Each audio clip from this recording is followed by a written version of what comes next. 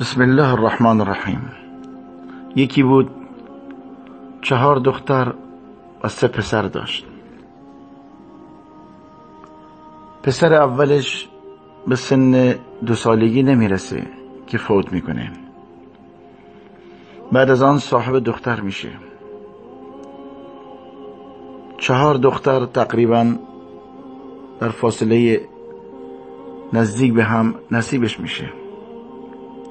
بعد از 10 سال صاحب 1 پسر دیگه میشه. الان 4 دختر و 1 پسر داره. این پسر هم به سن 2 سال نمیرسه که فوت میکنه. دختر اولش ازدواج میکنه. بعد از مدتی این دختر هم در سن 28 سالگی فوت میکنه. دختر دومش ازدواج میکنه. اونم در سن 21 سالگی فوت میکنه.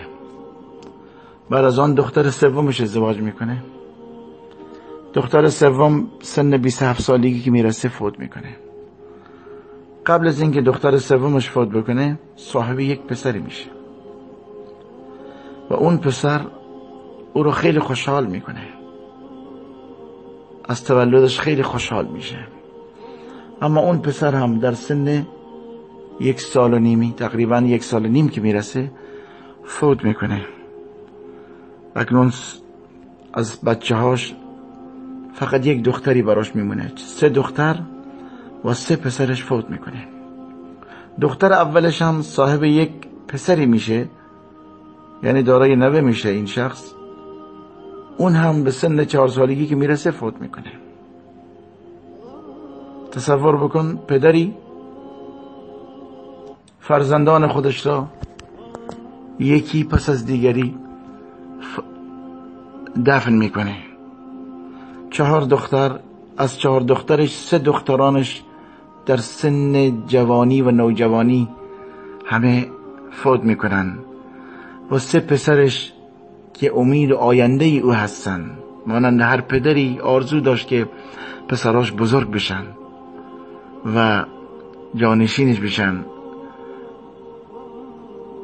و دلش به آنها خوش باشه، عصاگیرش باشن. اما این پدر داغ همه اونها را به دلش میبینه، به چشم میبینه.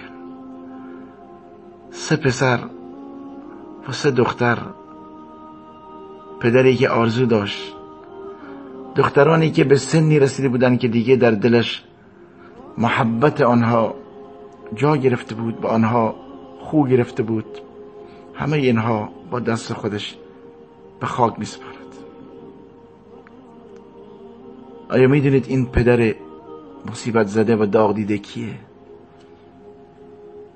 شاید خیلی ها نمیدونن که این شخصی که دارای این همه مصیبت سنگین شده کیه. این شخص محمد مصطفی صلی الله علیه وسلم بود که این همه مصیبت ها را تحمل کرد. کسی که یتیم متولد میشه، پدر خودش را با چشم خودش نمیبینه، هرگز دست نوازش پدر را بر سر خودش احساس نمیکنه. کسی که مادرش در سن 6 سالگی فوت میکنه، درست در زمانی که نیاز به وجود مادر داشت مادرش از این دنیا میره. کسی که بعد از آن پدر بزرگش هم که تکیه‌گاهش بود هم از دست میده. جوان میشه، در سن جوانی ازدواج میکنه و بعد از مدتی همسر عزیزش هم بعد از دست دادن بچه هاش، بعد از مدتی همسر عزیز و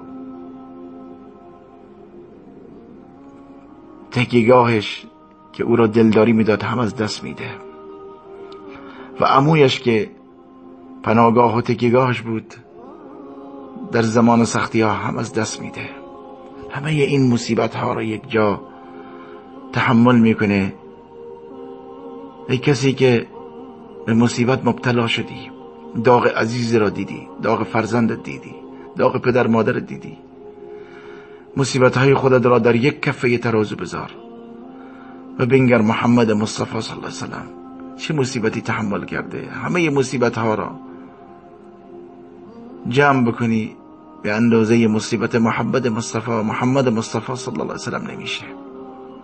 هر وقت به مصیبتی مبتلا شدی، این مصیبت و داغی که بر دل محمد مصطفی صلی الله علیه وسلم گذاشته شده به یاد خودت بیار تا الله سبحانه و تعالی بر دل تو آرامش نازل بکند و توان و تحمل مصیبت ها را داشته باشی.